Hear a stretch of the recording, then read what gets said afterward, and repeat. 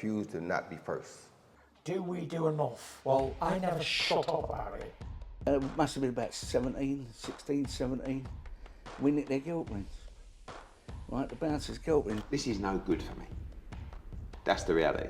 If you want the honest truth, and I see it every day. Hello and welcome to Raw, the Fight Within podcast with myself, Kugan Cassius. I'm delighted to be joined by PAULIE MALIGNAGGI, a long-time friend of mine.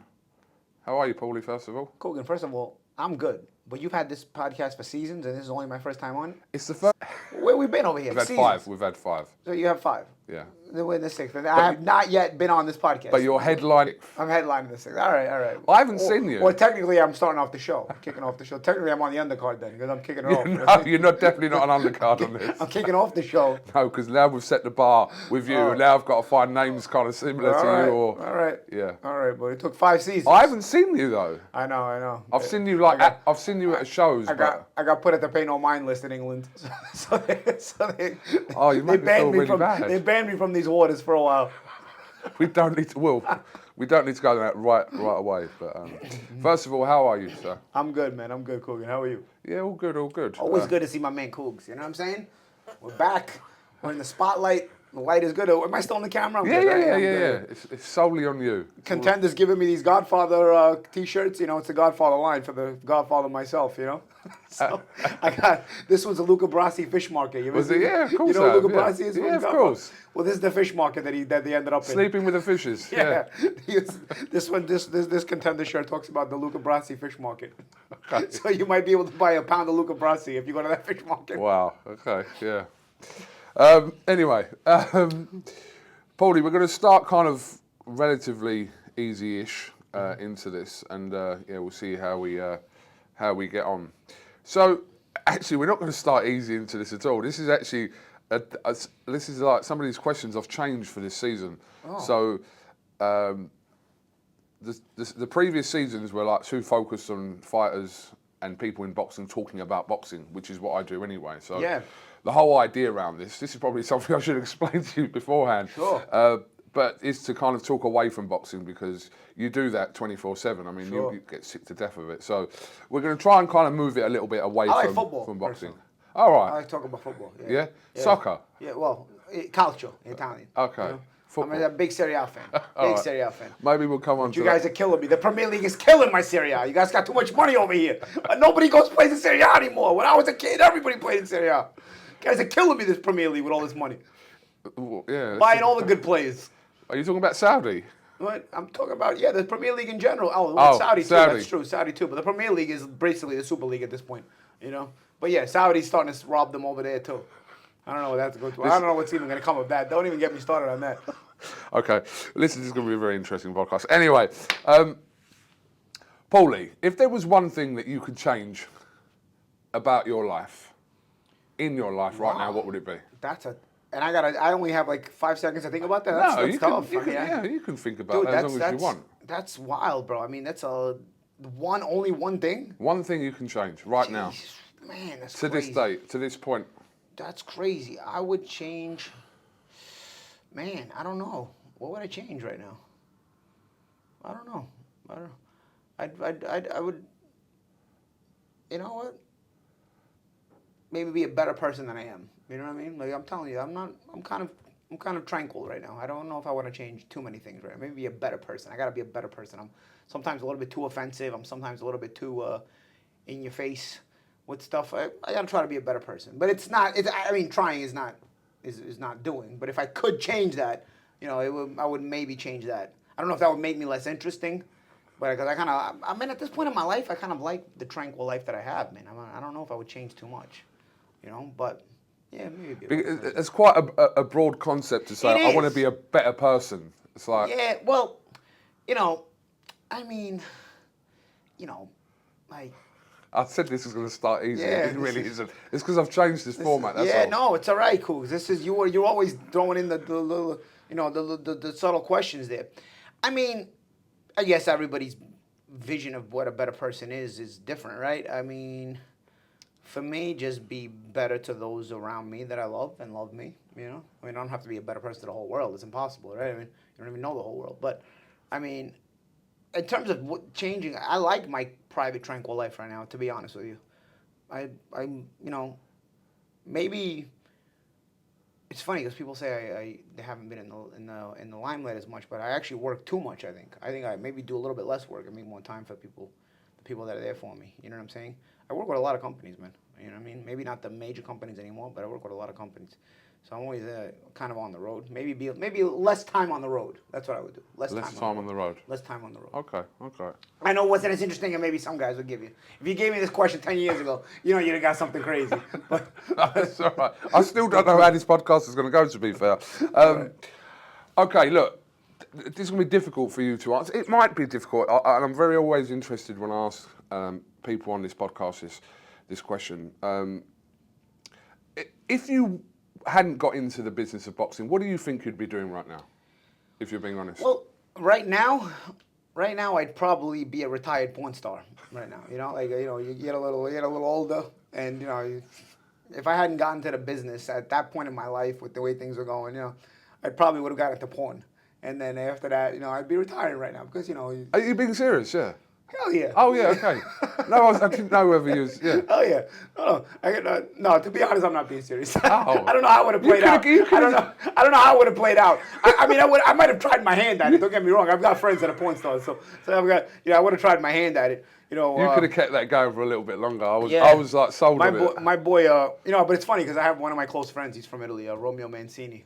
He's a porn star. If you check him out on Instagram, and he's always telling me, yeah, everybody thinks they can be a porn star, but when you got to perform right in front of the camera, he goes, everybody thinks they're a big shot till they're not a big shot. He goes, doing this in front of the camera, I've seen a lot of guys that talk the big game. He goes, I couldn't do it, So I was like, yeah, I could see that happening, So got to give the porn stars that are able to perform in front of the camera, like my boy Romeo, credit, because he's been doing it for years. So that's mad because when you were younger, and if you watched that kind of thing, I'm just have to say, if you watch that kind of thing, yeah, you didn't really take it too seriously. As you get older, if you do watch it, it's like you're thinking, hang on a minute, is this what we're meant to be doing? When you're a kid, you try not to get caught, because you're gonna get a beating. But when you're older, you're like, I'm a real dirtbag. You're a real dirtbag doing this. What are you doing yourself? Oh, that's dear. what you got. That's what you got to try to change, right? If you got that problem, you got to try to change that. And you know what's crazy? I was never really into the porn. Like some people are like really into porn. Like honestly, like it was almost like a tease to a degree. You know what I'm saying? It wasn't like even when I was a teenager. Yeah, everybody jokes around with it, sees it, but it wasn't like one of those things where it was like. The kids some people get that addiction, man. Like I wasn't like looking for porn everywhere, like for like some kids, Like I was never really like got crazy into it, like because it doesn't ever compare to the real thing, Apparently not. Fucking hell, this is only like 7 minutes in. But you don't know really what you'd be doing. It's difficult to answer because boxing has obviously played a huge part of your life. So, let me rephrase it in a different way then. What would you like to have thought you would have been doing, if that makes sense? You know what's crazy? My father played Serie C football in Italy. I grew up in Italy my first years as a kid, even though I was born in New York. The reason I was even living in New York was because my father got a contract with the Mexican League, and he played there for a season. In 80, 81, and so I was born in New York, and my mom's parents were living in Brooklyn during that season, and they had moved there like a couple of years before from Italy. So my mom stayed in Brooklyn, and I was born in Brooklyn in November 1980, and then at the end of the season in June, about July, we moved back to Italy. My father signed with a team in Southern Italy, and we left. So we never moved to Mexico. My father stayed in Mexico for that season, and we never moved to Mexico. So we went back to Italy, and my father played until 1986. I liked football a lot at that time in my life. I still love football; it's my favorite sport. But I especially being in Italy for those years, it was really a big part of the culture, and I really liked it. But when my parents got separated, my mom never let me play. My mom never let me play organized sports. She thought like all athletes will become like my father. Sometimes women they lose their mind. So she blamed professional sports. So the ironic thing of all ironic things is years later, I wound up as a professional boxer, which is just crazy. You know what I'm saying? But But yeah, I mean, if I had it my way, yeah, I would have been a professional footballer. Hey, we can dream, right? I mean, course. it's like, what would you want to do? Well, I'll tell you what I would have wanted to do. That was my dream. I watched Schillaci in 1990 in Italia 90. You're old enough to remember Italia Of 90? course I am. I watched Schillaci in Italia 90, and that was my dream. I wanted to be, Schillaci was a Sicilian like me. That was my dream. I watched that World Cup and thinking like, wow. Oh, well, this is like a dream, like goosebumps to score these goals in a World Cup in your country. It was crazy. That became like the thing I really dreamed of most. As a kid. So I guess if it was something that like in another world where different circumstances and you had your ideal circumstances, yeah, you know what? I'd say a footballer. How old was I? For 90, Italian, I was 9.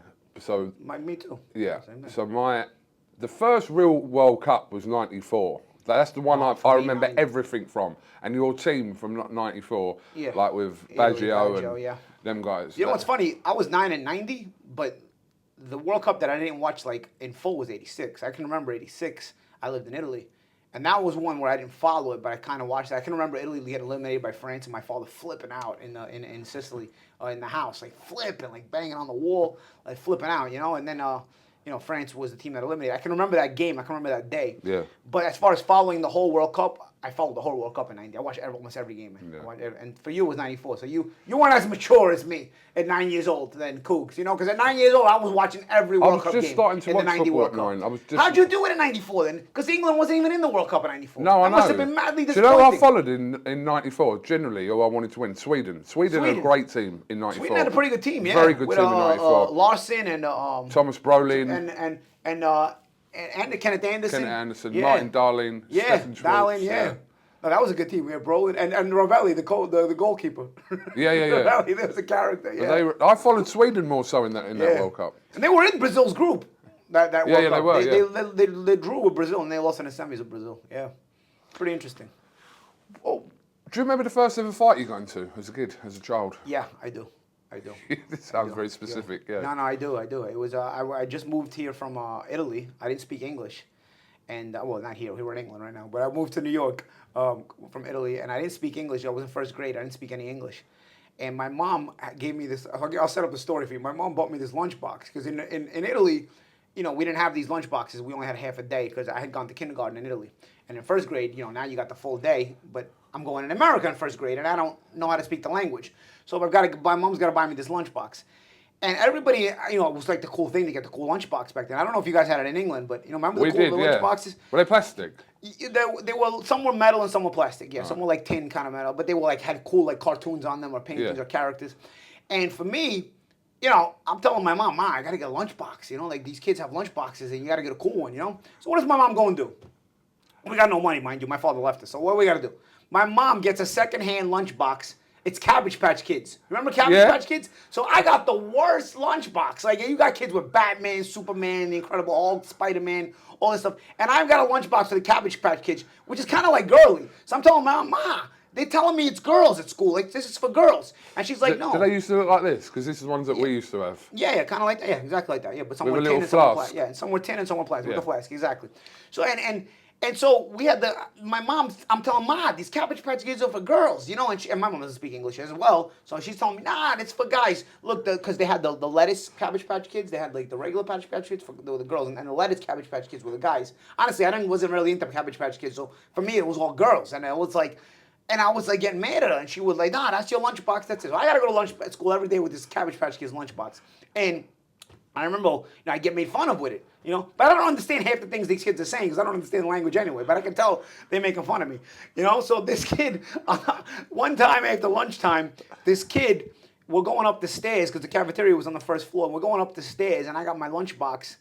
And we're all going back to class after the lunchtime, and he knocks it out of my hands. He knocks it out of my hands, and it goes all the way down the stairs, and it breaks in two pieces. Remember, it was a folding lunchbox. Yeah. So now it breaks. Now I got two pieces of a lunchbox. Now I went from having a lunchbox I didn't like to having no lunchbox now. So I got to go downstairs. There's a scene I got to pick it up. I'm like, I was so mad. So I go back. We get back. I catch up with the class. I go back to the class, and I don't remember. We had words. I didn't understand him, he didn't understand me, but we had words. I kind of pushed him, he kind of pushed me. And then I kicked him in his stomach and hit him with a punch in his face, and he started crying. I literally kicked him in his stomach. Like, I don't think he expected. I kicked him in his stomach, and he kind of bent over, and I punched him in his face, and he started crying. And the teacher comes in, because the teacher was talking outside the class. Class hadn't started yet, so it was like the kids are kind of settling in, and that's when the fight happened.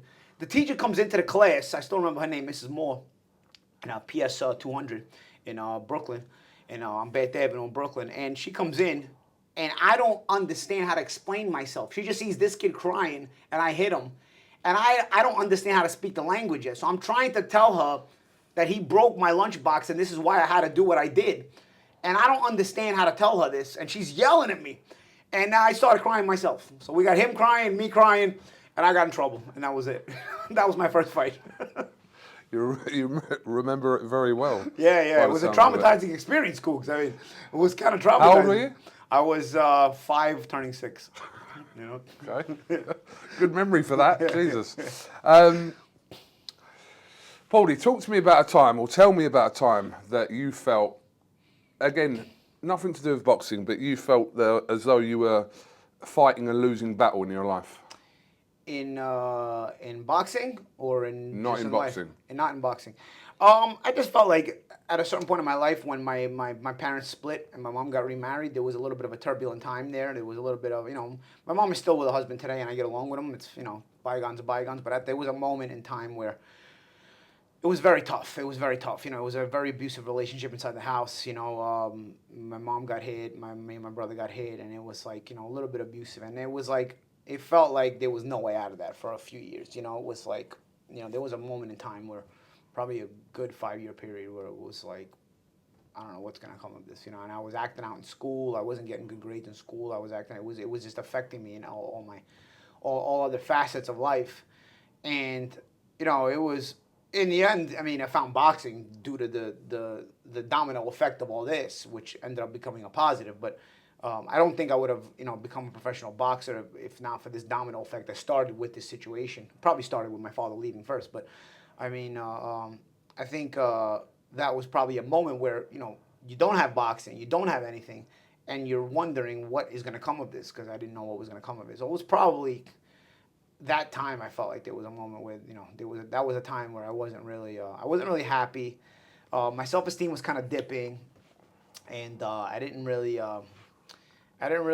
you don't know how it's going to turn out. You're a kid. When you're an adult, you're like, we'll figure this out. When you're a kid, you don't know how to figure it out. You're just a kid. You haven't even been alive long enough to understand that there are solutions to these things. And you start to wonder if there's a solution. I think that's why sometimes kids commit suicide and stuff like that, because they don't realize that there is a solution in the long haul if they just, stick to something and apply themselves to something and get help or whatever it is that it is that's needed in that moment. But I'm not going to say that I was suicidal, but I was certainly reckless. I was certainly reckless because I didn't, there was a point in time where I just stopped caring about everything because of that. So that was probably, to answer your question, that was a moment in time where I was probably thinking there's no way out, or whatever the question was, or was it something to that effect? No, the question was, talk to me about a time that you felt that you were fighting a losing battle in your life. Yeah, and that was the losing battle, because felt like I was fighting this battle. And I felt like I was fighting to try to, find a way out of this hole. It's kind of a black hole situation, and you start to wonder if there is a way out, if a way out even exists. Because like I said, at that age, you don't know, you're not sure. What age are we talking? We're talking probably from about 10 to 15. 10 to 15. Yeah, what the fuck do you know at 10 to 15? You don't know. You're still trying to figure it out. You might know more than the next person, or someone else might know. But not in general, especially back then. Yeah. I mean, 10 to 15-year-olds now, I think, are even dumber than we were back then. But 10 to 15-year-olds in general are not that smart, like even me, But do you think that? Oh yeah, absolutely, 100%. They're more like tech smart. Don't get me wrong. I mean, I could probably get a 7-year-old to teach me how to do some kind of tech stuff without a doubt. I mean, I'm the dumbest tech guy there is. But in terms of life and understanding and everything else, I mean, you're an absolute idiot at that age. Because you're 42, yeah? I'm 42, yeah. You're 42, same age as me. So we're at a funny age for knowing what it was like then, and also knowing what it's like now, that we're in that crossover little period. Seen that, a lot of we've seen that. We've lived in that. Yeah. We've lived in a period without mobile phones, which wasn't that long ago. Yeah. Like, 17 years ago, no mobile phones. Yeah. No internet. I was twirling the phone wire in the other room. You know what I mean? When you're trying to have a private conversation, you're taking the phone wire with you, No internet. We've lived in my early kind of years. We had to make up our own games outside, if you're lucky enough to have a Super Nintendo or a Sega. Yeah, or Nintendo in general, yeah. When I was a kid, Nintendo, Mike Tyson's Punch-Out and stuff. Those are the days, bro. My uncle had one. I didn't have one. I had an uncle who was only 8 years older than me. And I would go to my grandma's house, you know. He had the Nintendo in the house. It was great. It was so much fun. The NES, Yeah, it's called. the original NES. What are the everyday battles for Paulie Malignaggi today? What are they when you get up? Now that you're not fighting. I gotta be honest, man. It's like it's not a lot of battles. I try to be. I'm trying to be a more spiritual person.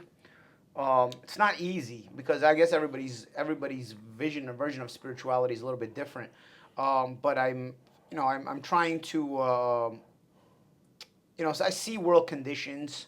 I don't know. Maybe these are things I just have. Everybody thinks about at a certain age. I think about them. I don't know if everybody thinks about them at a certain age, but I feel like this has also been like a coming of age thing where you kind of notice the world and you've been alive enough decades and you're like, dude, what is up with the world, man? You know, and it's like, and so I've been curious about spiritual things and biblical things and all this other stuff, and those are some of the things that have interested me in the past couple of years, and that's probably more what's been on my mind of late. Like I said, I mean, I've got a pretty settled life. It's pretty good. But, those are probably the things that I think about more over the course of the days and try to even study into or look into more over the course of the days, while also doing my own jobs, of course. Like I said, unfortunately, I have been traveling a bit more than I'd like to. But nonetheless, that's that's more so the curiosities. Sometimes I've got this mind where I drive myself a little bit crazy. But you know what? It's also, I don't necessarily think it's a bad thing either. Because I also don't want to live in a naivety either. Where you just, everything's fine. Where it's not. I don't think everything is fine. And so I try to find answers, and I try to look for answers, and I try to talk to people for answers. And that's sort of where I've been, what my curiosities have been of late in the last few years. Would you call yourself or consider yourself an emotional person? Like, when's the last time you cried? I don't know when the last time I cried is, but I think if something is emotional enough, I will cry. Yeah, I mean, I don't remember the last time I cried, but I also don't think like I'm one of these guys that doesn't cry. If the situation warrants it, I guess I could cry. It could be something, but you don't consider it a sign of weakness? I think it's a sign of weakness if a man will choose to do it in public. I think there's certain things that you try to avoid as a man in a public setting. I mean, don't get me wrong, it's all possible. Sometimes you see situations and you see a man crying and it's warranted, it's merited, even if it's in public, But I would personally rather not show that kind of emotion in public, me from a personal standpoint. I don't think I'd knock somebody who does it. Maybe 10 years ago, I'd probably have knocked somebody. But why wouldn't you? Because you don't want people to perceive you as being weak. We know that you're not, but no, I'm just saying. I just think that that's just the way that I've kind of been bred at this point. You know what I mean? Like, your mental makeup at a certain point is all your years of experiences and whatnot. It's what makes you. It's sort of what who you become and what you are, right? But I'll tell you what, I wouldn't knock somebody for crying in public now, but I would have probably knocked them 10 years ago for crying in public. Like, oh, he's a man, he's not supposed to do that. I personally wouldn't want to cry in public. I mean, don't get me wrong, I probably have. I mean, I can remember after the Cotto fight, I got choked up when I was trying to do that post-fight interview,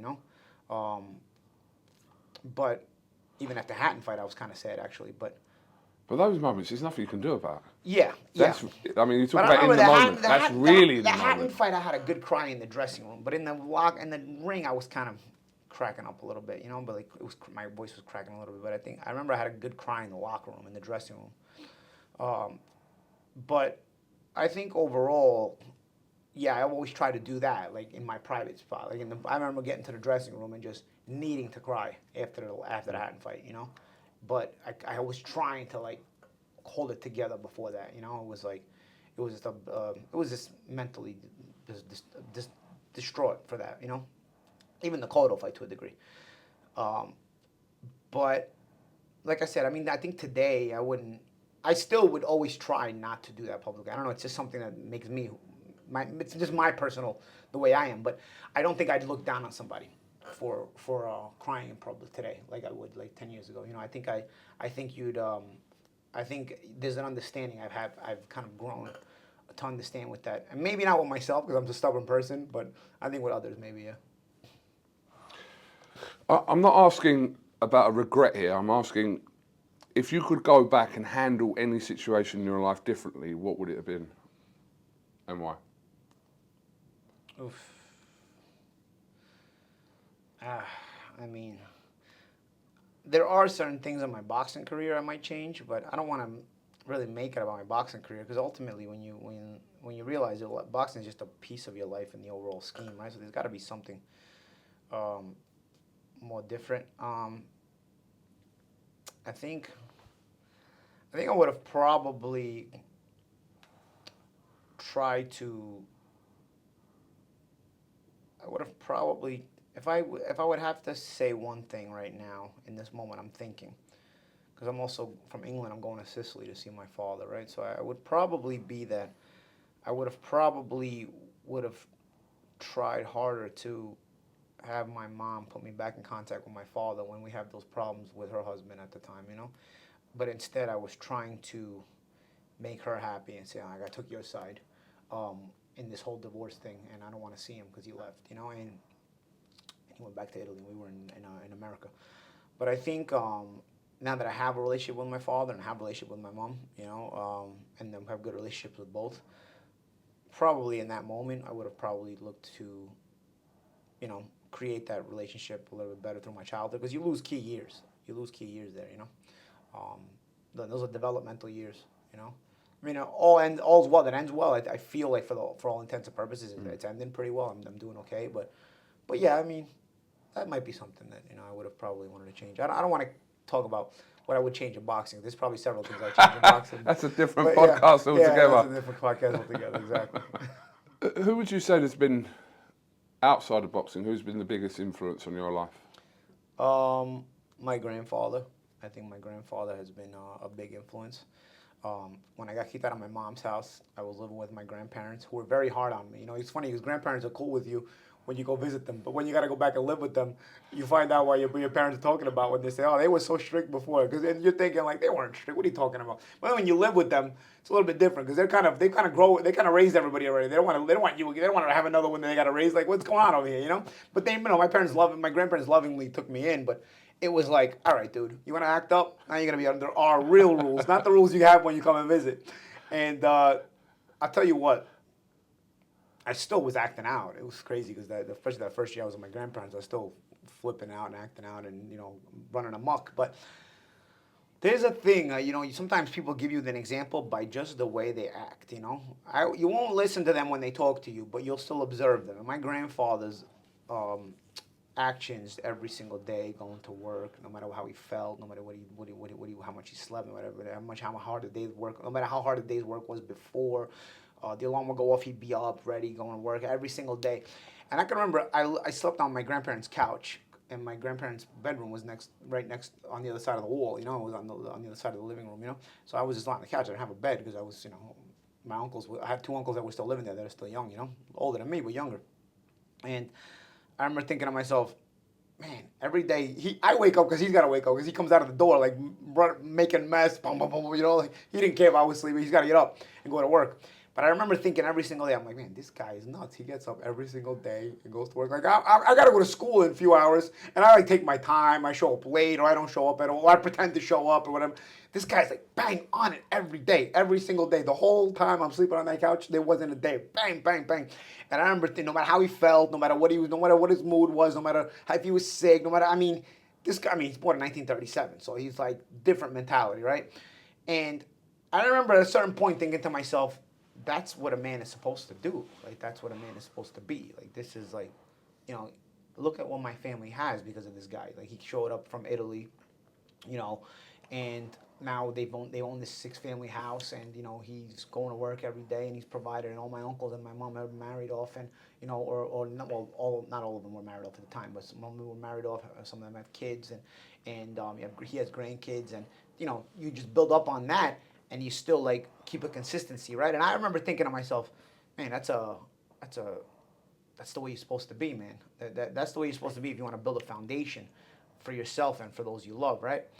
And I mean, I still, don't get me wrong, I still had no discipline at the time. But I remember considering it and looking at it and thinking, like, if you're going to accomplish anything in this life, you have to have that kind of insane ethic to your mind. You know what I'm saying? If you're going to accomplish absolutely anything in this world, you know, because it's not easy to accomplish anything in this world. And then so, you know, from that point, I mean, I kind of started thinking about it. And when I started boxing, and I saw how difficult it was, but I liked it, I started to realize, if I like this, no matter how difficult it is, I gotta have that same mentality my grandfather always had, you know. And my grandfather, you know, he always wanted the best for all of us. But I'd say he's probably the biggest influence outside of boxing in my life, and he was probably the person I was most proud to show my world championship for, you know. Funny, I'll tell you a funny story of my grandfather. He's old school, like, so he doesn't pull no punches. He doesn't care if he offends you or whatnot. So kind of like me, but in an older way, right? So my grandfather was at all my amateur fights, you know. And every time if I would get a bad decision, he would flip out. Like, he would flip out. You'd go yelling at in public. You'd make a scene. If I didn't get a bad decision, but I lost a real fight, he'd yell at me. Like, you know, he was very hard on me. And I can remember at a certain point, he says, I'm just going to stop going to these fights because it's stressing me out too much. It's no good for me. I got to stop going to these fights, you know, because it's stressing me out. So at a certain point in my amateur career, my grandfather stopped coming to my fights. So my whole pro career, he stopped going to my fights. You know, he doesn't go to my fights. He just watches them on TV. You know, and he's proud nonetheless. He chose to go to one fight. Guess which one it was? Go on. The Ricky Hatton fight. Oh, really? So he chose to go to one fight. And he gets to Vegas, and he just gets emotional. You know what I'm saying? Like, my grandfather's a sturdy guy. You know what I mean? He just sees like the me and Hatton's face on the billboards and on the blackjack tables and everything. He gets emotional. He starts crying. You know, my grandfather, I've probably seen him cry like only a handful of times in my whole life. You know. And he's like he's so proud of me, you know what I'm saying? And I'm building this up because even my best friend Peter was like, yeah, your grandfather's really proud of you. So then I basically shit the bed in the Hatton fight. Totally horrible performance. My grandfather, I'm crying in the dressing room, everything, you know, I got my inner team around me, and my grandfather's looking at me like, disgusted. and my best friend Peter's like, I've never seen that drastic of a change. I mean, he went from being so proud, just disgusted, like, I can't even believe you're my grandson. I was like, it was that kind of look, you know, like, he didn't want to console me. He's just like, yeah, you got to take that now. You want to perform like that? That's how you got to feel, you know, like, but you know tough what? love. Yeah, tough love, man. Tough love. I love him to death, man, because he gave me these lessons, but yeah, it's funny. That's a funny story. But that's the only, and that's such a big regret with that fight, man. Such a big regret. There's so much regret with that fight. But that's probably the biggest regret of all was that it was the only fight. He never came to another fight again because he felt like, nah, this is a terrible performance. I can't jinx it like this, you know. He never came to another fight again. Paulie, for someone who's been around the sport for quite some time now, how prominent do you think depression is in boxing? Has it affected you? I think to a degree, I think, you know, fighters in general are prone to it because there's a lot of highs and lows in this, right? So you can go to extreme highs and extreme lows, and the speed at which you go to them are like a roller coaster. You know, it doesn't subtly show up, and you know, it's not gradual one way or the other. So I think you can be prone to depression, prone to addiction and stuff like that. And I think, you know, fighters, there's also nobody that really helps them, right? I mean, when you're done, you're done. People have taken all the money they got out of you and they don't care anymore, you know what I'm saying? You see it with top guys, like really, really elite guys. When people are done with you, people are done with you, you know what I'm saying? And nobody's looking to help you anymore either. You know, when you're making money for them, like, oh, we gotta, you know, they pretend they care. You know, they gotta make sure you're taken care of and all that. But afterwards, you know, it's not like that. So I think that, you know, I think I've seen it among fighters. I think it's people are prone to it, and that's also why I think, especially when you're done, you need a spiritual side to you. You need a relationship with God, a real relationship with God, not just like in saying it, like, oh, I thank God, and you actually don't do anything for God, right? I think if you really thank God and you really appreciate God, you're searching for ways to also be acceptable to Him, and be, you know, nobody's perfect, but be righteous towards Him, you know, like, to where, you know, where it's got to be back and forth. Any relationship with people, not just take, right? It's also give and take, right? So I think the Well, it's relationship. meant to be that. Yeah, yeah, and that's the thing. The relationship with God, I think, is also the same way. I mean, I've become a biblical person, more of a biblical person. I always had a curiosity about the Bible. I've become more of a biblical person, and I see that in the Bible. There's things that God would want to require from us. And if you count your blessings, you also want to, reciprocate in some kind of ways and be, having I don't want to say a godlike life, because it's very difficult to do that overall, but certainly an obedient life in some manner or form to show that appreciation to God. Because I don't think just talking. I mean, I think in life in general, talk is cheap, right? You show with your actions. I think if you're gonna appreciate God, you show God you appreciate it by behaving in a certain way. And I think that in itself can help you with that, having a spiritual bond, a spiritual relationship, can help you fight that kind of depression and stuff like that, because it gives you sort of something new to guide yourself to. Right, this next one, so it sounds easy, but it might take a little bit of thinking, this one. What song best explains your life? Oh man, this is crazy. I don't know, man. Oh, I don't know. If you just want to go from the title, you can. You haven't got to go through the context of the song. But I mean, yeah, I don't know, man. I mean, I'd probably, if I hear enough of them, I would probably be reminded of something that would, would want to. I'll tell you what I'll do. I'll leave that with you ticking. We've got a couple more, and then I'll come back to it. Okay. Someone asked me this the other day, and I couldn't think. I literally couldn't think. But I know when I hear it, I'll know. Does that make sense? Yeah, that's the same one. If I hear it, I'll go, that's it, that song. But Yeah. when you think of it, or trying to think of it without listening to anything. Yeah. Oh. It's funny. I'm thinking about this song. I think it was Kenny Rogers, "Coward of the County." Where people are always telling you don't have to fight to be a man, and I think that might be something that at least applies to a degree, because I've been fighting my whole life. And people are always like, you don't have to fight to do this. You don't have to fight. And it's true. I mean, not everything has to be a fight. Don't get me wrong. You know what I'm saying? But I felt like throughout my life I was fighting, right, and fighting for all kinds of reasons, and even literally physically fighting, in school and stuff like that, and people always tell you, that doesn't prove your toughness. You don't have to fight to be a man. But then at the end of the song, Kenny Rogers kind of flips it, and it's like, you finally hold it in, and you finally decide to let it out because you've got to, and it says, it's not that you don't have to fight to be a man. It's sometimes you have to fight to be a man. You know what I'm saying? Granted, this is a song from probably 1981, when today's pussies won't even understand that in the least bit. But I think to a degree, I mean, that ended up kind of being me. You know what I'm saying? Like, I was kind of giving my my frustrations out in life in general, and acting out and everything. And people tell me you don't always, it's not always about fighting to make your life better. It's not always about fight. Not everything has to be a fight.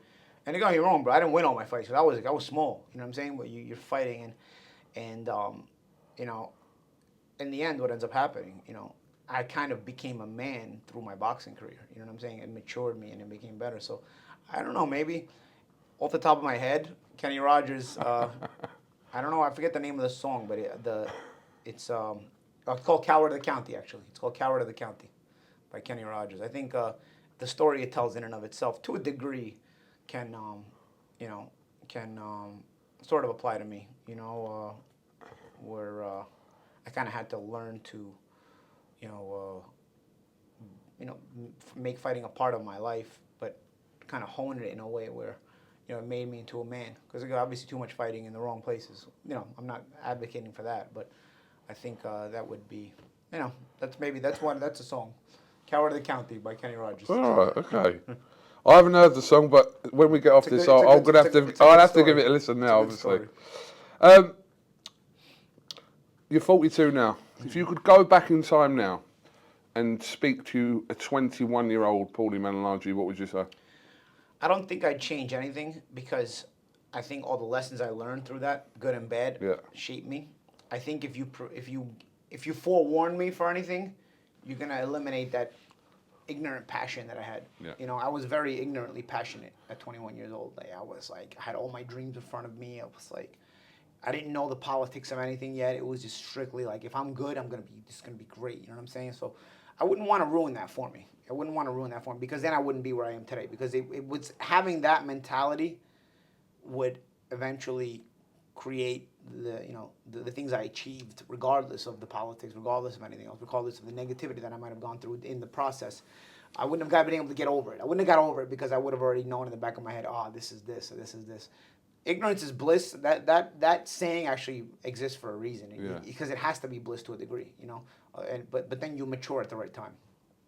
So I don't think I'd want to talk to myself, because I might ruin myself. You know what I'm saying? I might ruin my mentality, because Was it Back to the Future? Just walk past yourself. yeah. Don't look the other way. You know, like in Back to the Future, because I might mess up the space-time continuum. Could do. It absolutely could do. All right, last one, Paulie.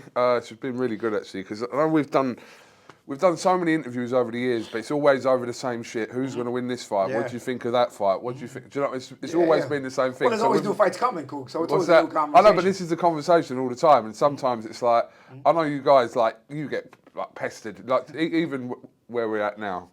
There's a fight happening later. We won't say which one it is, because we don't know when this goes on, because it could be some other fight. So, but you're going to get hounded tonight. I know, like everyone after the fight's like, Paulie, all like, you know. That's okay, man. You know what? You appreciate it. When you I'll look be back, one of them, by the way. you know, when you're looking back on it, it does get annoying at times. But then again, you know, it's not every single day of your life. Do you ever It's only think, just about- leave me alone? Sometimes, I mean, we're all in different moods, right? But I mean, also, when I go home, I live a very private life. So when I go home, I purposely take myself out of this. So, you know, it's not an all the time thing. So if it's not an all the time thing, you know, it has its place, and it's okay. You know, sometimes, yeah, it's annoying, but it's okay because it has its place. And it's still cool to be appreciated. It's still nice to be appreciated, you know?